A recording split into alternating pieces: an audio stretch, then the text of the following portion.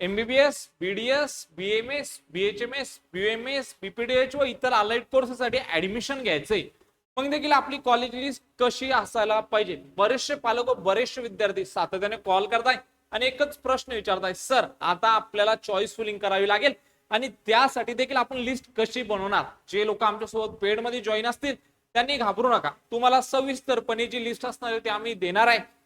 आपण लिस्ट कशी देणार हे थोडक्यात तुम्ही आता बघायचंय, आणि जे लोक आमच्यासोबत पेड नसतील तर त्यांनी त्यांची लिस्ट कशी बनवली पाहिजे हे सविस्तरपणे मी गौरव चांदा आजच्या व्हिडिओच्या माध्यमातून तुम्हाला सांगणार आहे.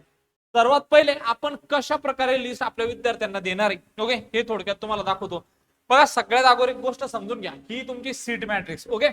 या सीट मॅट्रिक्स मध्ये काय दिलेले, grand medical college Mumbai okay. या कॉलेजला ज्या सीट आहे या कॅटेगरी वाईज काय या ठिकाणी डिस्ट्रीब्यूट केलेलं आहे. तुम्ही बघू शकता, जनरलच्या सीट आहे, वुमनच्या स्पेशल सीट आहे. म्हणजे कॉलेजला ज्या महिलांच्या जागा असतात त्या काय असतात, राखीव असतात ओके. त्यासोबत जनरल मध्ये मेल आणि फिमेल हे दोन्ही कॅन्डिडेट आले ओके. जर मुलगी असेल तर त्या कॉलेजला काय असतात, त्याच्या राखीव जागा असतात. फॉर एक्झाम्पल जर एससी कॅटेगरी घेतला आपण तर एससी ला जनरलच्या किती जागा आहे, 17 आहे. पण ह्या कॉलेजला महिलांच्या राखीव जागा किती, 8 आहे ओके. तसंच तुम्ही एसटी साठी बघू शकता, विजेसाठी NT1, NT2, NT3, OBC okay. सगळ्या कॅटेगरीसाठी जनरलचा कोटा यामध्ये दिलेला आणि महिलांचा काय यामध्ये आणखी राखीव कोटा सुद्धा आहे, तुम्ही यामध्ये बघू शकता. मग सर याचं काय, बघा आता आपण लिस्ट कशी बनवली पाहिजे थोडक्यात सविस्तरपणे सांगतो ओके. दरवर्षी तो कट असतो का, महिलांसाठी वेगळा असतो ओके आणि पुरुषांसाठी वेगळा असतो ओके. जनरल मध्ये मेल आणि फिमेल दोन्ही येतात आणि वुमनचा स्पेशल कॉलेजला काय असतो, राखीव कोटा असतो. तुम्ही आमच्या लिस्ट बघू शकता या ठिकाणी. आम्ही ज्या लिस्ट देतो आता विद्यार्थ्यांना त्या कशा असतात ओके. हे काय, हे सगळ्या आमच्या या ठिकाणी काय लिस्ट लिस्टच्या काय PDF आहे. पण आता तुम्ही या ठिकाणी बघू शकता ओके. ही PWD कॅन्डिडेट साठी बघा, विजय मेल साठी ही लिस्ट आहे बघा ओके. आपण जर या ठिकाणी ओपन केलं तर एक कट ऑफ लिस्ट आहे बघा विजय मेल साठी. ही फक्त एक तुम्हाला रेफरन्स का तुमचा नंबर देखील कुठे लागू शकतो त्याच्यासाठी अशी एक लिस्ट आम्ही देतो ओके. तर यामध्ये काय काय दिलेलं आहे थोडक्यात सांगा. तर बघा आता या लिस्ट मध्ये काय काय दिलेलं आहे ओके. तर तुम्ही या ठिकाणी बघू शकता, कट ऑफ लिस्ट विजय मेल साठी ओके, फिमेल साठी नाही, फक्त मेल कॅन्डिडेट साठी आहे ओके. विजयची फिमेल कॅन्डिडेट साठी वेगळी लिस्ट आहे. कॉलेजचं कोड बघू शकता, कॉलेजचं नाव आहे RA पोदार गव्हर्नमेंट आयुर्वेदिक कॉलेज मुंबई ओके. कॉलेज हा गव्हर्नमेंट आहे ओके. Status BAMS okay. असंच MBBS चं वेगळं असतं. किती ऑल इंडिया रँक वरती लास्ट इयरला विद्यार्थ्याला देखील त्याच्या कॅटेगरीवर सीट अलॉटमेंट झालेली, विद्यार्थ्याचा किती स्कोर होता ओके, किती SML होता आणि तिची कॅटेगरी कोणती होती, ओपन होती, हे सगळी माहिती यामध्ये काय असते, सविस्तरपणे दिलेली असते. विजय कॅन्डिडेट साठी आपण ही लिस्ट बघतोय ओके. तर यामध्ये तुम्ही बघू शकता 463, 459, 453, 453, 452, 451 ओके, 441, 447. म्हणजे जसं जसं आपण खाली जातोय त्या ठिकाणी कट ऑफ काय होत जातोय आपला, कमी होत जातोय ओके. मग हे एक जस्ट तुम्हाला आयडिया आला पाहिजे का आपला नंबर कुठे लागू शकतो. हे रेफरन्स आहे, फायनल लिस्ट आपली नाही. फक्त हे काय असायला पाहिजे, तुमच्याकडे रेफरन्स सुद्धा असायला पाहिजे कोणत्या कॉलेजला तुम्ही प्राधान्य देताय. फॉर एक्झाम्पल तुमचा जर स्कोर 550 असेल ओके आणि तुम्ही तुमच्या कॉलेजला एखादा 530 वर भेटणारा कॉलेजला जर पहिला प्राधान्य देताय तर 550 मार्क घेऊन काय उपयोग ओके. 20 मार्क तसेच गेले. या ठिकाणी आपण काय करतोय, प्रिफरन्स देताना चुकी करतोय. मग आपल्याला माहित असायला पाहिजे का कोणत्या कॉलेजला किती कट ऑफ जातो आणि त्या बेसिसवर आपण काय देऊ शकतो, प्राधान्य देऊ शकतो. पण सर्वात महत्वाचा त्या कॉलेजचा पेशंट फ्लो कसा, तो कॉलेजचा इन्फ्रास्ट्रक्चर कुठं, कॉलेज कुठे लोकेटेड आहे, सिटीमध्ये लोकेटेड आहे का आउटसाइड आहे सिटीच्या ओके. त्याही नंतर कॉलेजला देखील हॉस्पिटल अटॅच आहे का, कॉलेजचं वातावरण कसं आहे, सगळ्या बाबी तुम्हाला काय घ्यावं लागतात, लक्षात घ्यावं लागतात ओके. छत्रपती संभाजीनगर आमची सिटी आहे ओके. मी छत्रपती संभाजीनगर मधून आहे आणि आमचं ऑफिस सुद्धा छत्रपती संभाजीनगर उस्मानपुरामध्ये. मग छत्रपती संभाजीनगर मध्ये सेमी गव्हर्नमेंटचा टॉपचं कॉलेज कोणतं, कारण गव्हर्नमेंटचं तर नाहीच आहे, मग टॉपचं कोणतं, तर मग CSMSS ओके. असं आपण जे काही सिटी असेल समजा स्पेसिफिक, त्या सिटी मधला जो स्पेसिफिक चांगला कॉलेज असेल त्याला आपण काय देतो या ठिकाणी, वरचा प्राधान्य देऊ. म्हणजे त्या कॉलेजला काय असेल, चांगला पेशंट फ्लो असेल, चांगला इन्फ्रास्ट्रक्चर असेल ओके. त्यानंतर त्या कॉलेजला मोठा हॉस्पिटल अटॅच असेल. तर या सगळ्या बाबी लक्षात घेऊन आपण काय करतो, या ठिकाणी प्राधान्य देतो. आता तुम्ही हे बघितलं, हे कोणासाठी होतं, विजयच्या मेलच्या कॅन्डिडेटसाठी. आपण जर बॅक आलो ओके, बघा खाली जर स्क्रोल करत गेलो आपण, ह्या लिस्टला थोडं जरी स्क्रोल करत गेलो तरी बघा 308 ला लास्ट इयरला अलॉटमेंट झालेली, तिसऱ्या राऊंड पर्यंत रँक तुम्ही बघू शकता ओके. तर यामध्ये असं होतं. आता आपण जर या ठिकाणी समजा आता आपण काय केलं, आता आपण हे मेलचं बघितलं तर आता विजयच्या फिमेलचं बघूया. ओके, तर हे बघा फिमेल साठी या ठिकाणी ही जी लिस्ट आहे ती बदललेली. ओके, जो कट ऑफ आहे तोही सुद्धा बदललेला आहे. विजय फिमेल साठी आहे बघा. पहिली अलॉटमेंट 461 वरती झालेली आहे. या कॉलेजला महिलांना 461 वरती अलॉटमेंट झालेली आहे. आणि मुलांचं जर आपण या ठिकाणी बघायला गेलो तर आरे पोदारला मुलांना जी अलॉटमेंट झालेली आहे ती 463 वरती झालेली मित्रांनो. ओके, किती तुम्ही बघू शकता 463 वरती. हे बघा याच्यामध्ये जी अलॉटमेंट झालेली 463 वरती कोणाला, तर ही कोणाची, मुलांची लिस्ट आहे. म्हणजे मुलांचा कट ऑफ वेगळा असतो आणि मुलींचा कट ऑफ देखील वेगळा असतो. याची आपल्याला काय यायला पाहिजे, क्लॅरिटी यायला पाहिजे. त्याही नंतर विद्यार्थी मित्रांनो थोडं आपण स्क्रोल करत घेऊया. एस टी ची फिमेलचं बघूया आता. ओके, एस टी फिमेल आहे आणि त्याच्यानंतर मेल. आता एस टीचा बघू शकता तुम्ही या ठिकाणी जो कट ऑफ आहे. ओके, किती मार्क्स वरती आरे पोदार मिळालंय, 328 या स्कोर वरती. कोणाला, तर तुम्ही बघू शकता एस टीच्या फिमेलला. ओके, आणि शेवटपर्यंत जर स्क्रोल करत गेलो आपण, ओके शेवटपर्यंत जर आपण लिस्टला जर स्क्रोल करत गेलो तर 249 वरती शेवटची अलॉटमेंट झालेली. ओके, म्हणजे जसं जसं आपण खाली जातो स्क्रोल काय स्कोर काय होतो, कमी होत जातो. ओके, त्याही नंतर विद्यार्थी मित्रांनो सर्वात महत्वाचं, आरे पोदारला फिमेलला 328 वरती काय झालेलं आहे, अलॉटमेंट झालेलं आहे. मग मुलांसाठी किती, ओके मुलांसाठी तुम्ही बघू शकता 333. ओके, या ठिकाणी मार्क बघू शकता 333. म्हणजे मुलींचा कट ऑफ काय जातोय, थोडक्यात सांगण्याचं तात्पर्य एवढाच कमी जातोय. पण तुमची जर कॅटेगरी असेल तर सपोज तुमची कॅटेगरी एससीबीसी असेल तर एससीबीसी मध्ये मुलांचा कट ऑफ वेगळा असतो आणि मुलींचा देखील कट ऑफ वेगळा असतो. ओके, तर आपण जे लिस्ट देतो आपल्या मुलांना, आपली जी पद्धत आहे बघा लिस्ट देण्याची ती कशी तुम्ही थोडक्यात बघितलं असेल. ओके, या ठिकाणी तुम्ही बघितलं असेल आपल्या मुलांना जी आपण लिस्ट देतो. ओके, त्या लिस्ट मध्ये मुलांचा कट ऑफ वेगळा असतो आणि मुलींचा कट ऑफ देखील काय असतो, यामध्ये वेगळा असतो. ओके, त्यानंतर विद्यार्थी मित्रांनो आता सर्वात महत्वाचं, त्या आपण कोणकोणत्या बाबी लक्षात घेतल्या पाहिजे आणि देखील आपल्या लिस्टमध्ये काय काय मिळणार हे तुम्हाला मी सांगतो. हे बघा तुम्ही बघू शकता D1 female, D1 male, D2 female, D2 male, अशी लिस्ट कुठंच मिळत नाही मित्रांनो. एवढी प्रॉपर लिस्ट आपण देखील तुम्हाला बनवून देत असतो. ओके, त्यानंतर बघू शकता तुम्ही open female, open male. Okay, तर यामध्ये सुद्धा काय होतात, बरेचसे बदल होतात. ओके, आमच्या एक्सपर्ट टीमने देखील तुमच्यासाठी ही लिस्ट बनवलेली. त्याही नंतर सर्वात महत्वाचं, ज्यावेळेस आपली सिलेक्शन लिस्ट येते बघा, सिलेक्शन लिस्ट कशी तुम्ही बघू शकता. ओके, जे लोक आपल्यासोबत जॉईन करतील समजा, ओके की जेव्हा ज्यांनी जॉईन केले त्यांच्यासाठी बोलतोय. ओके, ही सिलेक्शन लिस्ट आहे मित्रांनो. टोटल पेज किती यामध्ये बघू शकता, 1106 पेजेस आहे. आता यामध्ये कुठंच मेन्शन नाही, मागच्या वर्षी सिलेक्शन लिस्ट आलेली, यामध्ये काय दिले, फक्त सिरियल नंबर दिले, ऑल इंडिया रँक दिलाय, नीटचा रोल नंबर दिलाय, सीईटीचा फॉर्म नंबर दिलाय, विद्यार्थ्याचं नाव दिलाय. ओके, त्याची कॅटेगरी कोणती आणि तो या ठिकाणी त्याचा जेंडर कुठला, तो मेल आहे का फिमेल आहे, त्याची कॅटेगरी कुठली, त्याला कोणत्या कोट्यातून अलॉटमेंट होते आणि कोणत्या कॉलेजला होते. म्हणजे थोडक्यात यामध्ये कोणकोणत्या गोष्टी दिल्या, फक्त किती सिरियल नंबर वरती आणि किती ऑल इंडिया रँक वरती अलॉटमेंट होते हे याच्यामध्ये मेन्शन आहे. पण यामध्ये किती मार्क्स वरती अलॉटमेंट होते हे कुठेच मेन्शन नाही. जर तुम्ही आमच्यासोबत जॉईन करताय, ही सिलेक्शन लिस्ट आल्याच्या 5 मिनिटांनंतर विद्यार्थी मित्रांनो कोणत्या कॉलेजला, पुन्हा एकदा बोलतोय 5च मिनिटांनंतर कोणत्या कॉलेजला किती मार्क्स वरती अलॉटमेंट झाले, किती एसएमएल वरती अलॉटमेंट झाले, ओके त्यानंतर किती ऑल इंडिया रँक वरती अलॉटमेंट झाले तुमच्या कॅटेगरीतून, हे सविस्तरपणे आम्ही सांगतो. पुन्हा लक्ष द्या, पर्टिक्युलर कॉलेजचा कट ऑफ सांगतो. जसं की छत्रपती संभाजीनगर असेल तर मग छत्रपती संभाजीनगर मध्ये सीएसएमएस ला एससी या कॅटेगरीतून किती कट ऑफ गेला, मुलांसाठी किती गेला, महिलांसाठी किती गेला, काय एसएमएल होता, काय ऑल इंडिया रँक होता आणि किती मार्क होते. मार्क तुम्ही बघू शकता लिस्ट मध्ये पण नाहीये, पण आमचं काम एवढं एक्सपर्ट आहे. ओके, पुन्हा एकदा सांगतोय, आमचं काम एवढं एक्सपर्ट आहे का, किती मार्क्स, किती ऑल इंडिया रँक वरती किती मार्क आहे विद्यार्थ्यांना 2026-27 या अकॅडमिक इयर मध्ये, हे सगळं आम्ही अनालिसिस करून ठेवलंय. आणि मी काय बोलतोय, फक्त 5 मिनिटं विद्यार्थी मित्रांनो, जर पोर्टलवरती सिलेक्शन लिस्ट आली तर 6व्या मिनिटाला तुम्हाला काय मिळणार, आमच्याकडून कट ऑफ मिळणार. एवढं आमचं काय या ठिकाणी परफेक्ट काम आहे. ओके, या सिलेक्शन लिस्ट मध्ये काहीच कळणार नाही मित्रांनो, तुम्हाला कट ऑफ कोणत्या कॉलेजचा किती जातोय आणि मग तुम्हाला तर माहित असायला पाहिजे की आपला स्कोर किती. ओके, पहिल्या राऊंड मध्ये आपल्या कॅटेगरीतून कोणत्या कॉलेजला किती मार्क्स वरती अलॉटमेंट झालेली हे तुम्हाला माहित असायला पाहिजे. आणि जर तुम्ही आपल्यासोबत जॉईन असाल तर ही सुद्धा आम्ही तुम्हाला देणार आहे. आणि आपले पेड मेंबर जर या ठिकाणी बघत असतील तर तुम्ही काय करायचंय, व्हिडिओला लाईक करून द्यायचंय, सपोर्ट दाखवायचंय. आणि जे लोकांनी अजून पेड केलं नसेल त्या लोकांनी त्यांची लिस्ट, किंवा फ्युचरमध्ये ती पेडही नाही करणार तर त्यांनी त्यांची लिस्ट कशी बनवायची सविस्तरपणे आता मी सांगतोय. ओके, आपण लिस्ट कशी देतो.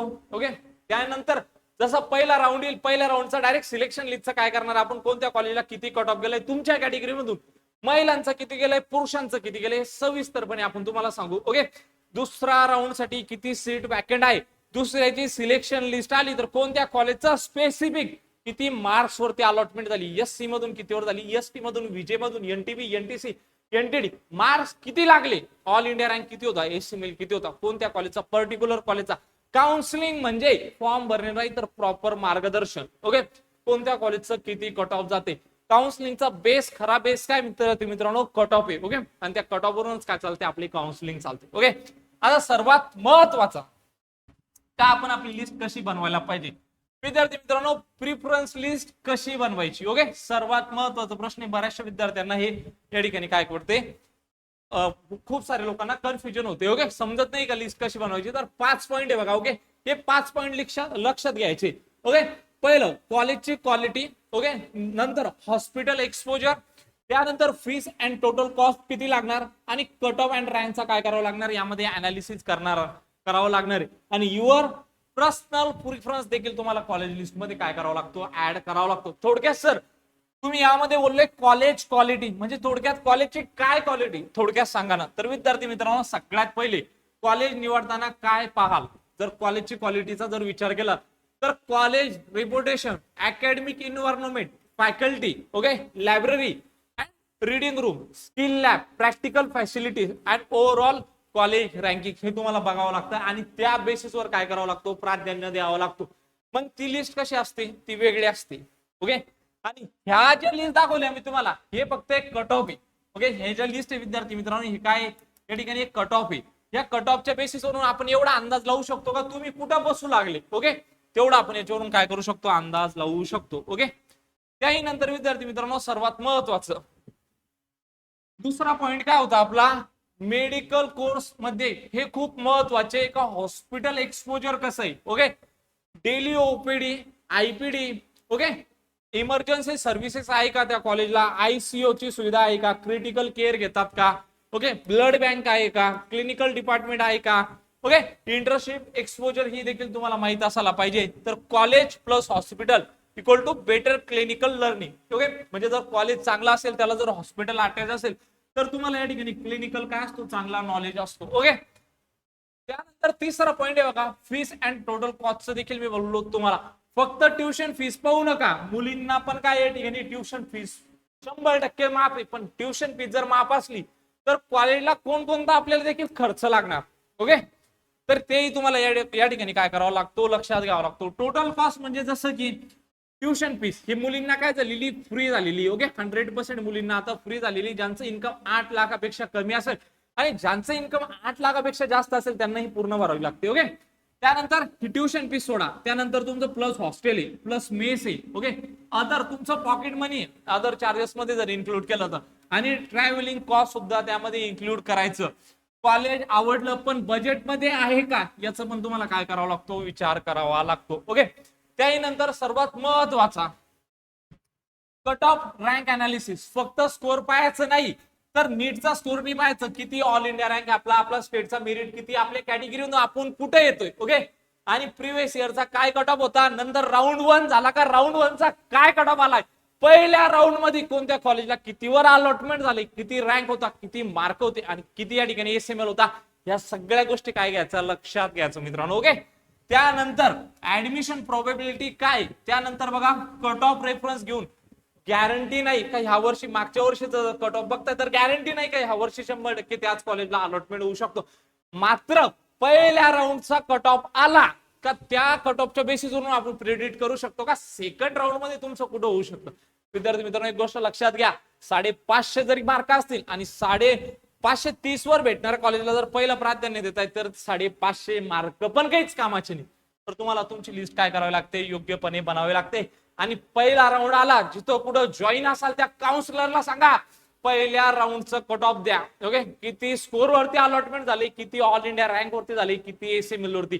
काउन्सिलिंग म्हणजे फक्त फॉर्म भरण्याच नाही तर कॉलेजची प्रॉपर माहिती देणं, पहिल्या दुसऱ्या तिसऱ्या राऊंडचं काय कट ऑफ जाते हे सविस्तरपणे सांगणं, यालाच काय म्हणतात, काउन्सिलिंग म्हणतात. ओके, त्याही नंतर विद्यार्थी मित्रांनो, ओके, आता तुमचे प्राधान्य कसं असायला पाहिजे हे सगळ्यात महत्वाचं आहे. कॉलेज अलॉट झालं तर मी ऍडमिशन घेईन का, जर तुम्ही हा विचार करत असाल, जर तुमचं उत्तर नो असेल, बघा तुम्हाला एखादं कॉलेज अलॉटमेंट झालं आणि तुम्ही ऍडमिशन घेणार का, आणि तुमचं उत्तर जर नाही असेल मला या कॉलेजला ऍडमिशन नाही घ्यायचं, तर ते कॉलेज प्रिफरन्स लिस्ट मध्ये का ठेवायचं.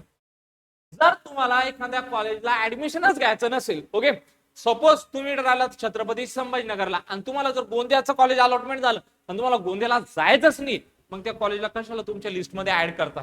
ओके, कारण नियमचे भरपूर सारे, राऊंडचे भरपूर सारे वेगवेगळे नियम आहे बघा. आणि जर तुम्ही एक वेळेस नियम चुकवला तर तुम्ही काय होतात, काउन्सिलिंग मधून बाद होतात. तर सगळ्या गोष्टी काय करायच्या, लक्षात ठेवायच्या. परत एक गोष्ट सांगतोय, ग्रुप बी आता समजा, ओके, ग्रुप बी आहे, ग्रुप बी मध्ये आता बीएमएस बोलतोय, ओके, बीएमएस बोलतोय. आता ग्रुप बी मध्ये बघा आपले बीएमएस येतात, ओके, बीएमएस, बीएचएमएस, बीएमएस. आता बघा, जर तुम्हाला बीएमएसच करायचं असेल तर पहिल्या राऊंडला बीएचएमएस ला प्राधान्य देऊ नका. जर पहिल्या राऊंड मध्ये किंवा दुसऱ्या राऊंड मध्ये बीएचएमएस जर अलॉटमेंट झालं आणि चौथ्या राऊंड मध्ये आपल्याला बीएमएस भेटू शकतं, पण अगोदर आपण बीएचएमएस ला प्राधान्य दिलं आणि बीएचएमएस जर भेटलं तर आपण समोरचा जो चौथा राऊंड आहे बघा, स्ट्रे वेकेन्सी राऊंड, याला इलिजिबल नसणार.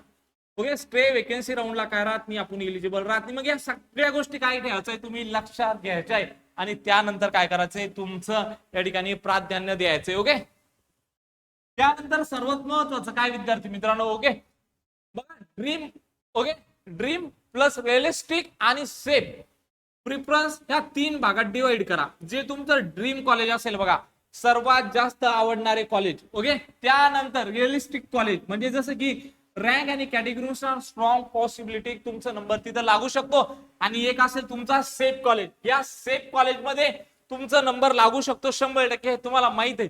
तर मग कधी पण ती लिस्ट बनवताना नाही, जो तुमचं ड्रीम कॉलेज आहे, समजा आरे पोदार माझं ड्रीम कॉलेज पण मला हा कॉलेज लागत नाही, मग या कॉलेजला मी स्किप करायचं का, तर नाही करायचं, कधीच गलती नाही करायची, शेवटपर्यंत ठेवायचं. कधी कधी आपल्या कॅटेगरी मधल्या मुलांना जर स्किप केलं तो कॉलेज सोडला तर तुम्हाला त्यामध्ये काय मिळू शकते, संधी मिळू शकते, जर तुमचा स्कोर कमी असेल तर. ओके, तिन्ही प्रकारचे काय ठेवायचे तुम्हाला, चॉईसेस त्यामध्ये ठेवायचे आहे. ओके, सगळ्यात महत्वाचं आपली लिस्ट काय असते, खूप महत्वाची असते विद्यार्थी मित्रांनो. ओके, त्याही नंतर जर तुम्ही आणखीन लिस्टचं सांगतोय बघा, जर तुम्ही गुगलला आले नेक्स्ट अकॅडमी असं सर्च केलं, ओके, आणि पहिलाच पोर्टल बघा, याच्यावरती जर क्लिक केलं तुम्ही, याच्यावरती जाऊन तुमचं प्रिडिक्ट कॉलेज करू शकता.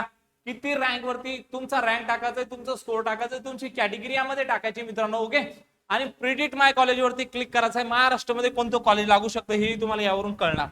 त्यानंतर सर्वात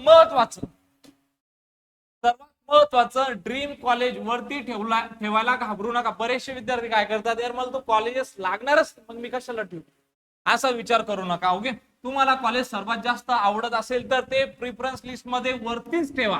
ओके, कारण तुमचा नंबर लागलं तर तुम्हाला काय करता येईल, तिथे ऍडमिशन घेता येईल. फक्त मिळणार नाही म्हणून आवडतं कॉलेज खाली करू नका. ओके, या सगळ्या गोष्टी तुम्हाला लक्षात घ्यायच्या आहे. Next step academy strategy, preference list कशी तयार करायची. तर बघा, सगळ्यात अगोदर स्टुडंटची प्रोफाईल, त्याचा नीटचा स्कोर प्लस त्याचा ऑल इंडिया रँक प्लस त्याचा एसएमएल काय, त्यानंतर कॅटेगरी प्लस स्टेट रँक मी आताच बोलतोय, त्यानंतर त्याला त्याच्या कॅटेगरी रँक आणि स्टेट रँक वरती कोणत्या कोर्सला अलॉटमेंट होऊ शकते, बीएमएस म्हणा, ओके, बीएमएस म्हणा, बीएचएमएस म्हणा किंवा एमबीबीएस म्हणा